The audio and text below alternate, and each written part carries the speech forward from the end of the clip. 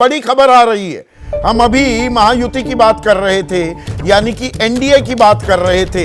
अब लोकसभा चुनाव पर महाराष्ट्र से ही जुड़ी एक बड़ी खबर ये इंडिया खेमे से आ रही है।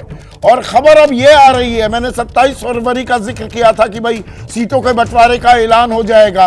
अब जानकारी ये आ रही है कि 21 मार्च को, यानी कि परसों 2 दिन बाद औपचारिक ऐलान कर दिया जाएगा सीटों के बंटवारे का। मेरे सहयोगी जनेंद्र मेरे साथ जुड़ गए हैं। जनेंद्र, अब बहुत दिनों तक इंतजार के बाद आखिरकार वो शुभ मुहूर्त निकाल लिया है क्या इंडिया वालों ने? बहुत दिन इंतजार कराया है।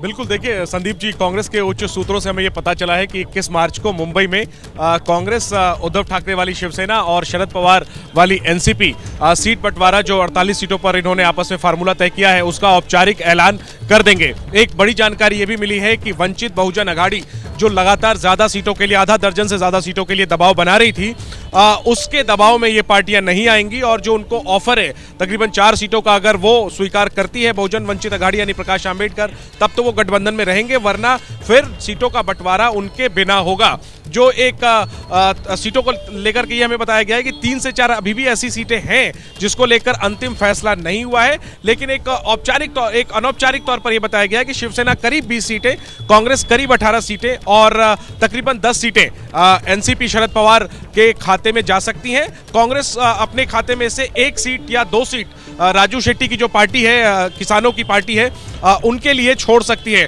तो ये एक फार्मूला उभर कर सामने आया है। इस फॉर्मूले में एक मिनट जनेंद्र, इस फॉर्मूले के हिसाब से तो वंचित बहुजन अघाड़ी के लिए कोई सीट नहीं बची ना। अगर 4 वंचित बहुजन अघाड़ी को दी जाती हैं, तब ये 20, 18 और 10 का फॉर्मूला क्या हो जाएगा?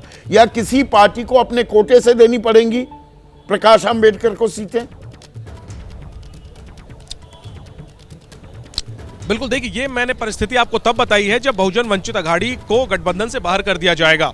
अभी भी उनसे बात करने की कोशिश की जा रही है, लेकिन हमें कांग्रेस के सूत्र बता रहे हैं कि उनके तेवरों से लगता नहीं है कि वो गठबंधन करने के मूड में है, और अगर वो गठबंधन में नहीं आते जो उनको ऑफर है जी, हाँ, तो गठबंधन में नहीं आते तो 20, 18, 10 का फॉर्मूला बनता दिखाई दे रहा है।